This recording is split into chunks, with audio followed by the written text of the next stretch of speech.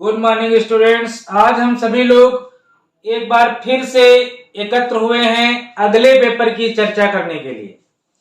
तो पहले पेपर में मैंने आपको चर्चा किया कुछ क्वेश्चंस, लगभग 10 क्वेश्चंस पे हमने चर्चा की थी, जिसमें से 5 क्वेश्चंस आपको करने थे। तो एक क्वेश्चन मैंने आपका बताया था कि 100% आएगा, वो है सल्तनत काल के पतन के कारण। वो 100% क्वेश्चन आपका आया। दूसरा क्वेश्चन हमने फिरोज शाह तुगलक का मूल्यांकन बताया था, वो भी क्वेश्चन आपका आया हुआ था, आप देख लीजिए। तीसरा क्वेश्चन अलाउद्दीन खिलजी के बारे में मैंने बताया था कि या तो अलाउद्दीन खिलजी की प्रशासनिक व्यवस्था पूछेंगे या फिर उसकी विजय पूछेंगे। तो देखिए दक्षिण विजय उसकी पूछी गई थी, ये हमने आपको बताया। तीसरा चौथा बलबन के सिद्धांत पूछे गए थे, क्योंकि बलबन के बारे में प्रशासनिक व्यवस्था मतलब राजत्व सिद्धांत, जो उसका राजत्व सिद्धांत था वो प्रशासनिक व्यवस्था के अंतर्गत ही आता था, तो वो भी आपका पूछा गया था। लगभग क्वेश्चन आपके रजिया पे मैंने बात की थी कि रजिया से क्वेश्चन जरूर आता है, क्योंकि मुझे याद है जब मैं पेपर दे रहा था तो उस समय रजिया पे क्वेश्चन जरूर पूछा गया था, तो मुझे बात याद थी। तो रजिया पे देखिए क्वेश्चन आपका आया हुआ था। एक क्वेश्चन हमने बताया था बहलोल लोधी और सिकंदर लोधी क्या राजत्व सिद्धांत, तो वो पूछ करके उसने सीधे पूछ लिया था लोधियों का राजत्व सिद्धांत। तो अगर उसमें आप बहलोल लोधी का राजत्व सिद्धांत लिखते या सिकंदर लोधी का राजत्व सिद्धांत लिख देते तो बात एक ही थी, उसमें कोई ऐसी भी विशेष बात नहीं थी। एक क्वेश्चन जो था आपका इल्तुतमिश दिल्ली का वास्तविक स्थापक, शायद ये क्वेश्चन मैंने नहीं बताया था, बाकी सारे क्वेश्चन आपके आए हुए थे। कर चलिए, तो पुरानी बात हो गई, समय ना खराब करते हुए तो आज हम लोग आगे जो आपका 16 तारीख को पेपर होने जा रहा है तो उस पर हम लोग चर्चा करते हैं कि किन किन क्वेश्चंस पे फोकस है। तो देखिए कम से कम 10 क्वेश्चन पे तो हम आज बात करेंगे ही, क्योंकि 10 क्वेश्चन तो आपके आने हैं। तो 10 क्वेश्चन यानी 12 क्वेश्चन पे हम लोग बात करेंगे, उसमें से 10 क्वेश्चन आपके आने हैं, उसमें से 5 आपको करने हैं। तो 4 दिन का समय है, पर्याप्त समय है हमारे हिसाब से। अगर आप मेहनत करेंगे तो तैयार हो जाएगा, कोई ऐसी विशेष बात नहीं है। एक बात और है, आज हमने देखा था कि कुछ लोग जिनसे मैंने कहा था कि वो हाईलाइनर का प्रयोग करेंगे, तो बहुत सारे बच्चे हाईलाइनर लेकर नहीं गए थे। बहुत सारे बच्चों की कॉपी मैंने देखी थी तो उन्होंने जो है डायग्राम का प्रयोग नहीं किया। तो ये सब चीजें अच्छी बात नहीं है। डायग्राम का प्रयोग कीजिए और क्वेश्चन को आप कोई भी अटेम्प्ट कीजिए, तुरंत आप वहां से लिखना ना शुरू कीजिए, उसके बारे में पहले लिखिए, उसके बारे में लिखिए और उसके बाद में डायग्राम बनाइए। फिर आपको यानी आप कम से कम 3.5 से 4 पेज जो है आपको क्वेश्चन, हो सके तो 4.5 पेज निकाल दीजिए, ताकि अच्छे नंबर मिले आपको। और नंबर और अच्छा लिखिए, अच्छी राइटिंग में लिखिए, अच्छे पेन का प्रयोग कीजिए। चलिए पहले क्वेश्चन को हम लोग फोकस करते हैं। पहला क्वेश्चन है आपका, इस तरीके से क्वेश्चन आएगा,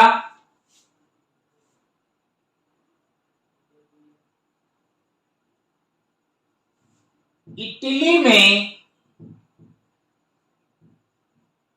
पुनर्जागरण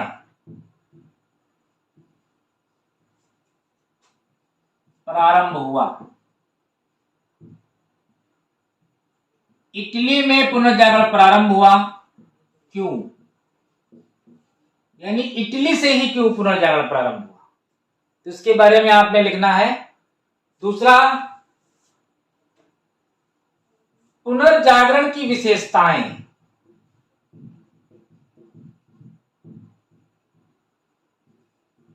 पुनर्जागरण की विशेषताएं लिखिए। अगला क्वेश्चन है पुनर्जागरण के प्रभाव लिखिए।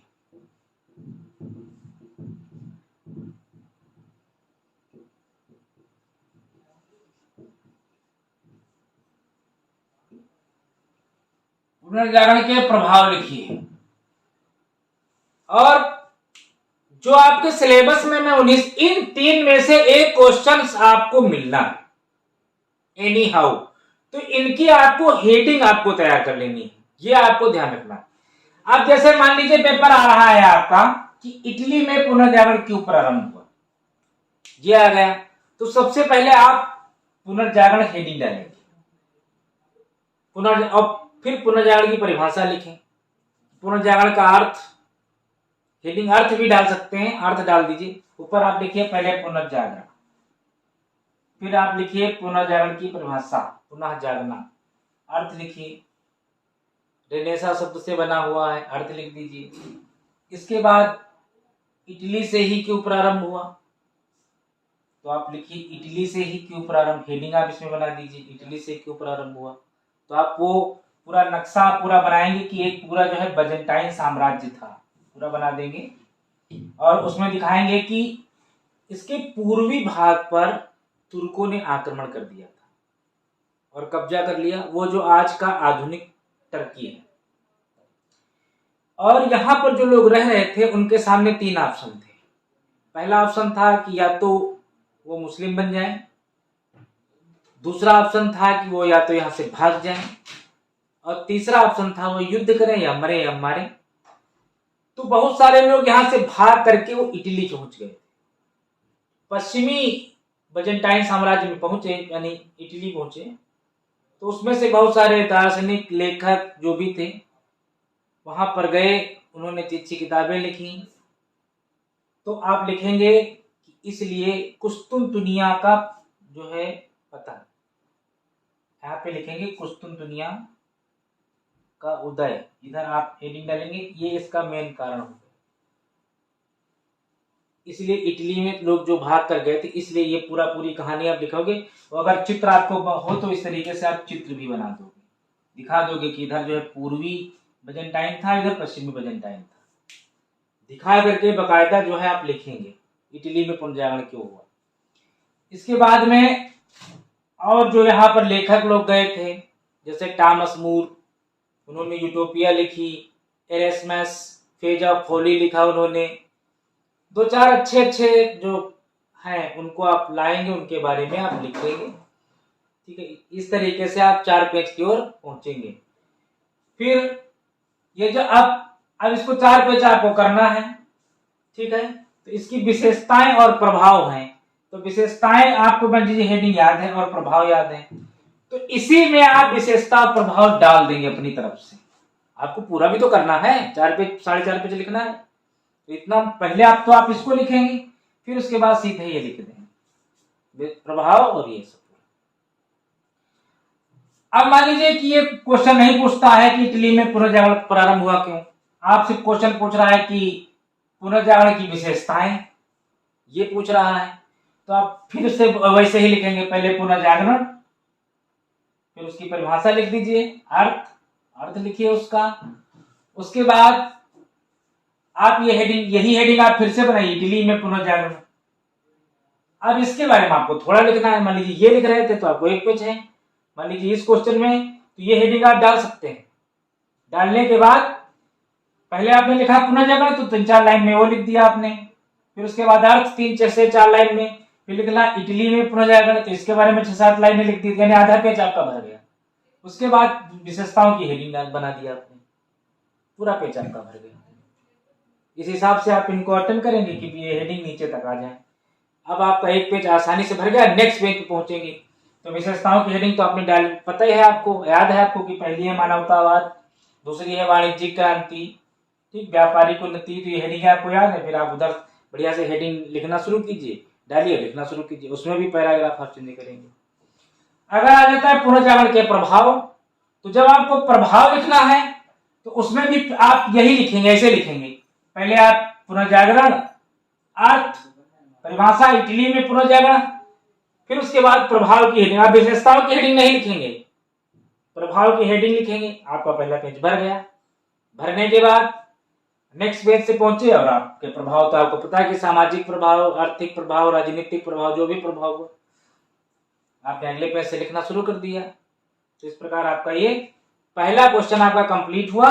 यानी कुल मिलाकर अगर ये लिखना है या ये लिखना है तो इसको साथ में जोड़ के चलेंगे, तीनों को जोड़ के चलेंगे, ये कहने का मतलब है। विशेषताएं हैं, अब अगर ये लिखना है तो इनको दोनों को शॉर्ट में लेकर चलेंगे, इसको मेन फोकस रखेंगे, इन दोनों को शॉर्ट में लेकर चलेंगे। विशेषताएं लिखनी है तो इसको आपको एक पेज में निपटाना है विद हेडिंग, इनको आपको 2 पेज में, 2.5 पेज में, 3.5 पेज हो गए। ये लिखना है तो इसको आपको 1 पेज में, इसको 2.5 पेज में, 3.5 पेज हो गया। आप समझ गए? अगर ये लिखना है तो इन दोनों को जोड़ेंगे, ये लिखना है तो इन दोनों को जोड़ेंगे, इसको आप सभी के साथ जोड़ेंगे। अगर ये लिखना है तो इसके साथ में इन दोनों को जोड़ देंगे। पहला क्वेश्चन आपका तैयार हो गया, और इसमें से एक आपका पेपर में क्वेश्चन आना ही आना है। बस हेडिंग आप रख लीजिए, कल का समय है। विशेषताएं, एक कॉपी उठाइए, हेडिंग एक पास लिख लीजिए। प्रभाव, कॉपी उठाइए, एक पास हेडिंग लीजिए, और हेडिंग कस के रख लीजिए, वहां हेडिंग में कोई गड़बड़ी ना हो, बस सीधी सी बात। अगला क्वेश्चन हम लोग चलते हैं, देखिए। तो ये क्वेश्चन हो गया। नेक्स्ट क्वेश्चन की ओर चलते हैं हम लोग, सेकंड नंबर पे। यह है रोमन साम्राज्य के पतन के कारण।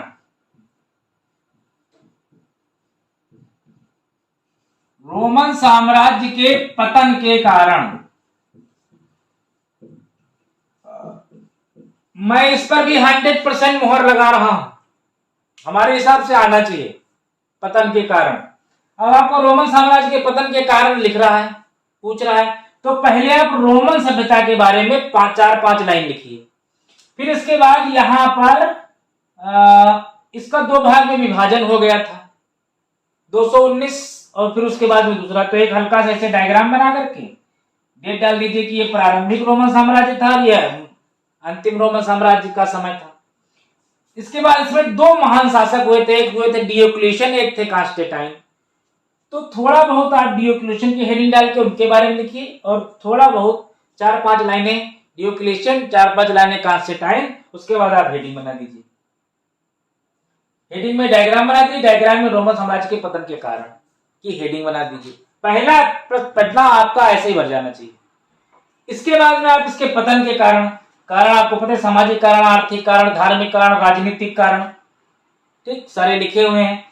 फिर राजनीतिक कारण, हाँ अब एक चीज और समझ लीजिए, ये हो गया आपका पहला पेज आपका भर गया। उसके बाद अब आप सेकंड पेज पे पहुंचे, तो आपने राजनीतिक कारण मान लीजिए अब आपको लिखना है, तो आपने बीच में लिखा राजनीतिक कारण।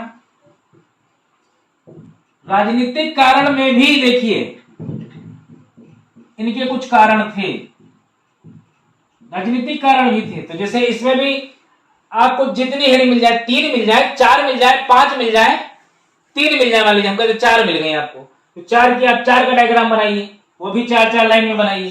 तो आपने लिखा मराठों की निरंकुशता, सैनिक कारण, धन का अभाव, जो भी आपको मिल गया, व्यापारिक उन्नति में बाधा, जो भी मिल गया आपने हेडिंग बनाई। अब आप जो है उन हेडिंगों के अंतर्गत लिखेंगे, तो एक पेज में आपका राजनीतिक कारण इस तरीके से हो जाएगा। अगर राजनीतिक कारण के अंतर्गत हेडिंग डाल करके लिख दोगे तो एक पेज इसका भी पूरा भर जाएगा।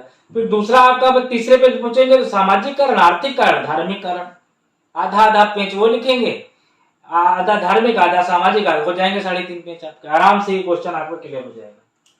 तो देखिए दूसरे नंबर क्वेश्चन पे हम लोगों ने बात की। चलिए तीसरा क्वेश्चन है धर्म सुधार आंदोलन के कारण।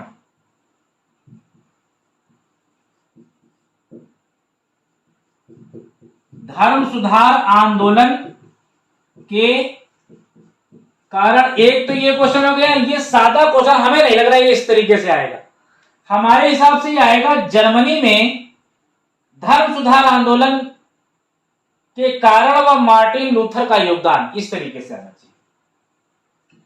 जर्मनी में धर्म सुधार आंदोलन के कारण व मार्टिन लूथर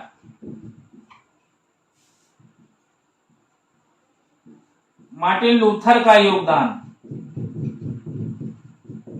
दोनों क्वेश्चन हमने इसलिए लिखे क्योंकि मैं आपको इसमें समझा रहा हूं। अगर मान लीजिए आ गया धर्म सुधार आंदोलन के कारण, तब भी आप सबसे पहले हेडिंग डालेंगे धर्म सुधार आंदोलन के बारे में, उसकी परिभाषा। आपने ऊपर हेडिंग डाली धर्म सुधार आंदोलन, फिर आपने हेडिंग डाली परिभाषा। सबसे ऊपर आपने डाली, तो आप पूरा क्वेश्चन नहीं नोट करेंगे, आप हेडिंग ऊपर डालेंगे धर्म सुधार आंदोलन, फिर आपने नीचे हेडिंग डाली परिभाषा, फिर आपने परिभाषा लिख दी इसकी। परिभाषा में आपने लिखा कि वहां पर दो धर्म चलते थे, कैथोलिक धर्म में विखंडन की प्रक्रिया शुरू हुई और धीरे धीरे एक नया धर्म आया, प्रोटेस्टेंट धर्म। ये जो विखंडन की प्रक्रिया ही क्या कहलाती है, धर्म सुधार आंदोलन कहलाती है। इसके बाद आपने हेडिंग डाली जर्मनी में धर्म सुधार आंदोलन, तो आप लिखोगे जर्मनी में क्यों धर्म सुधार, क्योंकि वहां मार्टिन लूथर था। फिर इसके बाद आप मार्टिन लूथर के बारे में लिखोगे थोड़ा बहुत क्या, मार्टिन लूथर के बारे में लमसम 1 पेज मामला है।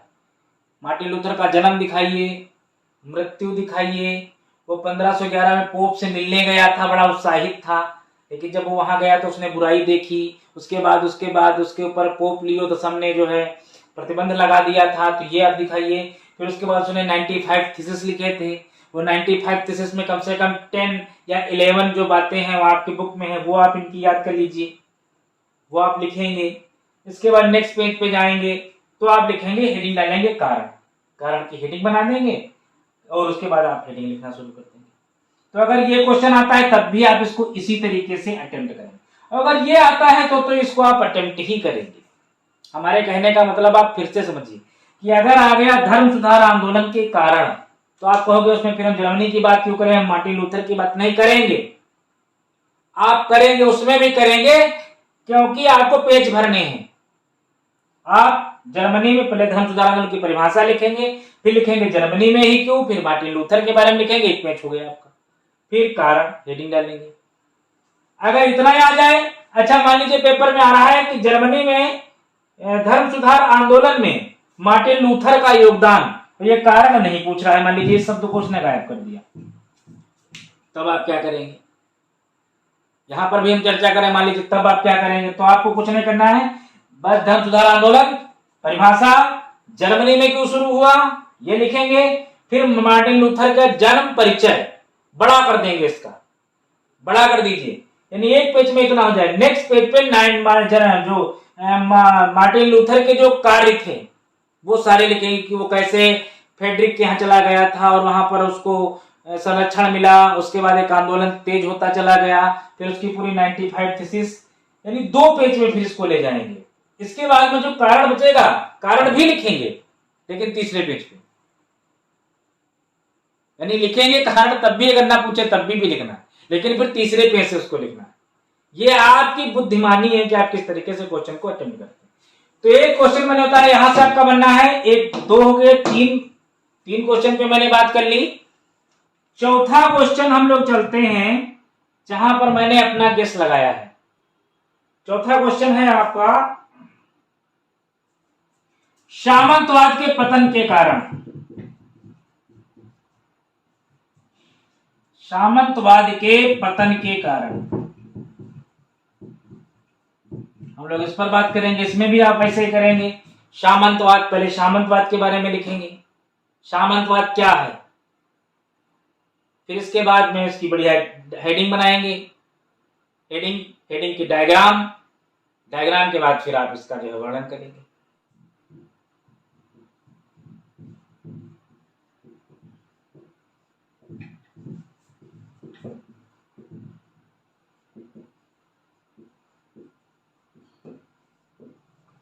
चार्ल्स पंचम की गृह व विदेश नीति, ये 5 नंबर। 6 नंबर पे हम लोग चलेंगे, हेनरी 7 नहीं, हम लोग हेनरी 8 को लेंगे। हेनरी 8 की गृह व विदेश नीति, हम लोग इस पर बात करेंगे।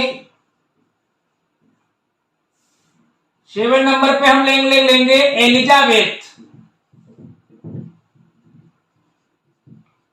एलिजाबेथ की गृह व विदेश नीति, हालांकि इनकी गृह नीति पर हम विशेष फोकस करेंगे। 8 नंबर पे हम लोग क्वेश्चन लेंगे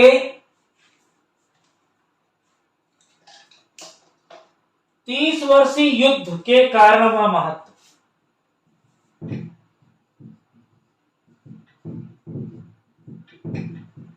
30 वर्षीय युद्ध के कारण व महत्व पर हम लोग चर्चा करेंगे। 9 नंबर क्वेश्चन हम लोग ले रहे हैं कार्डिनल रिशलू। कार्डिनल रिश्लू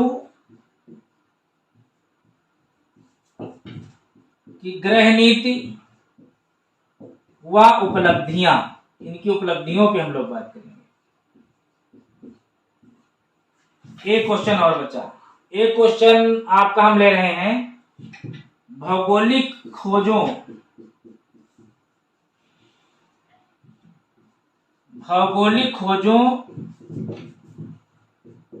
के परिणाम व महत्व की हम लोग बात करेंगे। इसका क्या परिणाम रहा और महत्व क्या है। बस इतने क्वेश्चन हो गए आपके पूरे 10 क्वेश्चन आपके पेपर में आने। देखिए चार्ल्स पंचम के बारे में जैसे आपको मान लीजिए लिखना है, तो पहले आप चार्ल्स पंचम के बारे में क्या लिखेंगे? पहले आप चार्ल्स पंचम के बारे में लिखिए, फिर इनकी गृह नीति लिख करके इनकी गृह नीति जब लिखेंगे, हेडिंग डालेंगे, तो गृह नीति का अलग डायग्राम बनेगा। गृह नीति का अलग डायग्राम बनाइए आप, फिर आप गृह नीति लिखिए, फिर विदेश नीति हेडिंग डालिए, विदेश नीति का अलग डायग्राम बनेगा, और विदेश नीति का अलग डायग्राम बना करके फिर इनकी विदेश नीति के बारे में लिखिए। हेनरी अष्टम की गृह, पहले आप हेनरी अष्टम के बारे में लिखेंगे, एक पेज, आधा पेज। इसके बाद ग्रह, तो उनकी गृह नीति हेडिंग डालेंगे, फिर गृह नीति का डायग्राम अलग बनाएंगे, फिर उसके बाद उनकी विदेश नीति का डायग्राम आप अलग बनाएंगे। एलिजाबेथ, हम इनको 100% पे ले रहे हैं, दांव खेल रहे हैं इनके ऊपर। 30 वर्षीय युद्ध, इस पर भी हम लोग दांव खेल रहे हैं। पुनर्जागरण, धर्म सुधार आंदोलन, ऊपर हो गया थोड़ा सा, पुनर्जागरण यहां से अब 100% इस पर ले रहे हैं अपना। धर्म सुधार वाले पे भी 100% ले रहे हैं। 1, 2, एलिजाबेथ, 3, 4, भौगोलिक खोजे भी हमारे हिसाब से 100%। 5 क्वेश्चन मैंने 100% ले लिया, 5 क्वेश्चन तो हमने 100% ले लिया। सामंतवाद भी हम 100% में रख रहे हैं। ये तो आपको याद ही करने हैं, 4 दिन में तैयार ही करने हैं, और सबकी हेडिंग तैयार करनी। अलग अलग बढ़िया से कॉपी ले लीजिए और बढ़िया सबकी चार्ल्स पंचम की गृह नीति हेडिंग, विदेश नीति हेडिंग लिख लीजिए, क्योंकि हेडिंग ही देखी जाएगी पेपर में, आपको ध्यान रखना है इस बात का। अब आ जाइए एलिजाबेथ, तो आप एलिजाबेथ के बारे में पढ़ लेंगे। हमने आपको एलिजाबेथ पढ़ाया है क्लास में, ये आप नहीं कह सकते कि मैंने नहीं पढ़ाया।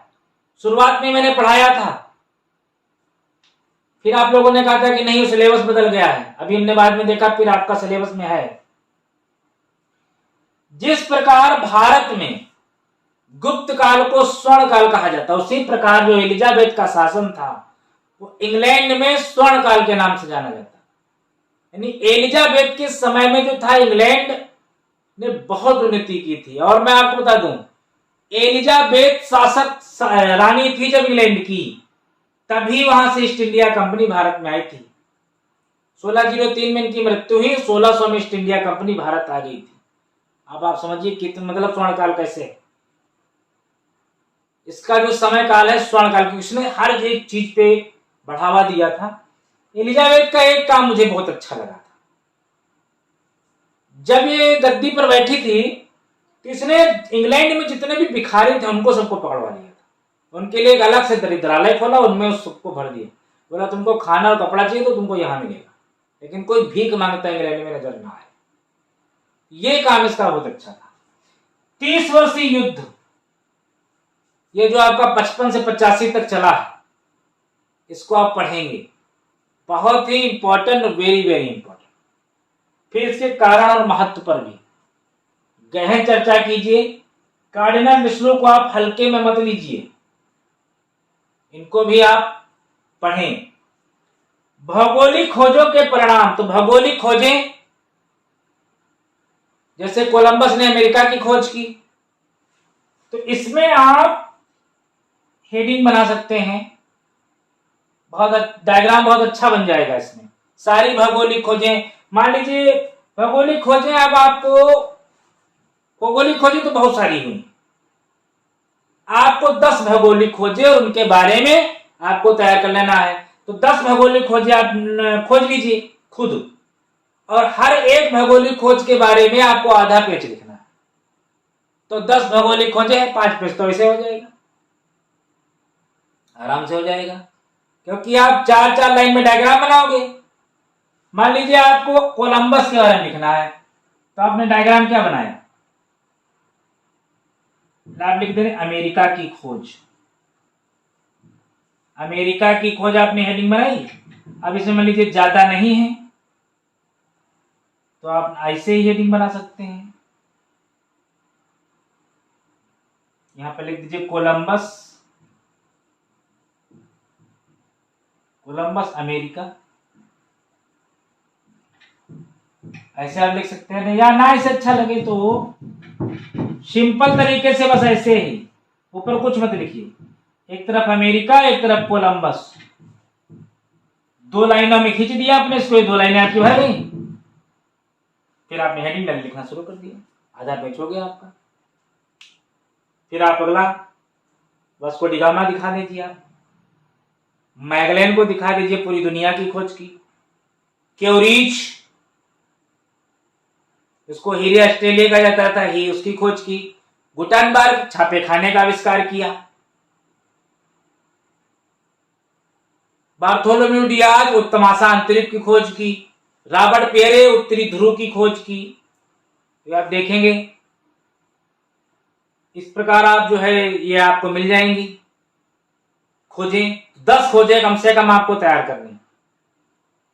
तो 10 क्वेश्चंस पे आज हमने एक गेम खेला है, और आज का जो पिछला पेपर था आपने देखा, आराम से देखा होगा, बहुत बच्चों ने किया, बहुत लोग मिलने भी आए थे, बोले जो आपने सर बताया था वही। तो क्वेश्चन को देख के डरना नहीं है आपको, जिस तरीके से उसमें हमने बताया था कि क्वेश्चन कैसा भी आए आपको बस लिखना शुरू कर देना, और सारा मैटर आपको लगाना है उसमें। कारण नहीं पूछा तब भी लगा दो लास्ट में, लेकिन जो चीज पूछ रहा है उसको फोकस में रखो, मेन में रखो, कि उसके बारे में हेडिंग आप बनाएंगे और उसको मेन में रखेंगे, फोकस में रखेंगे। और इसके अलावा इसमें क्या आ जाएगा, है तो सब सिलेबस से ही, कोई आउट ऑफ सिलेबस तो है नहीं। इतने क्वेश्चन मुझे समझ में आए तो हमने एक क्वेश्चन, अब मैं कहीं इसके अलावा मैं आपको बता दूं, क्योंकि 2 लोग मेरी नजर में आ रहे हैं, एक डियोक्लेशियन, दूसरा कांस्टेंटाइन। तो डियोक्लेशियन तो मुझे बहुत इंपॉर्टेंट नहीं दिखाई दे रहा, क्योंकि अगर वो पेपर देगा तो डियोक्लेशियन नहीं देगा, वो पूछेगा कांस्टेंटाइन का मूल्यांकन कीजिए। तो अगर समय मिलेगा तो आपको कांस्टेंटाइन का मूल्यांकन जरूर पढ़ लेना। हमारे हिसाब से डियोक्लेशियन और कांस्टेंटाइन, इन दोनों में से अगर वो किसी को चूज करेगा तो हमारे हिसाब से वो कांस्टेंटाइन को चूज करेगा, क्योंकि डियोक्लेशियन प्रारंभ में थे, और हालांकि जो कांस्टेंटाइन थे उन्होंने डियोक्लेशियन को फॉलो किया था, ये सही है, लेकिन कांस्टेंटाइन ने कुछ और अच्छे काम किए थे। जैसे कोई नया व्यक्ति आता है तो जब किसी को फॉलो करता है तो फॉलो वाली चीजें वो सारी ले लेता, कुछ अपनी नई चीजें डालता है। तो कांस्टेंटाइन ने कुछ नई चीजें भी डाली थी अपनी शासन को चलाने के लिए। तो इस प्रकार मैं कह सकता हूं कि इन दोनों में से डियोक्लेशियन इंपॉर्टेंट, कांस्टेंटाइन इंपॉर्टेंट, सॉरी, कांस्टेंटाइन पे फोकस आप लोग करें, डियोक्लेशियन और कांस्टेंटाइन में कांस्टेंटाइन से फोकस करें। बाकी सारे क्वेश्चंस मैंने आपको बताए, ऊपर वाले जो 3 क्वेश्चन हमने बताए थे, तीनों को मिला करके किस तरीके से लिखेंगे, तो इस तरीके आप तैयार करिए, निर्भीक होकर तैयार करिए। और कहीं कोई दिक्कत हो इन क्वेश्चंस को पढ़ने में, कुछ भी दिक्कत, कोई समस्या, तो आप तुरंत हमें फोन करके पूछ भी सकते हैं। और सभी के लिए बेस्ट ऑफ लक।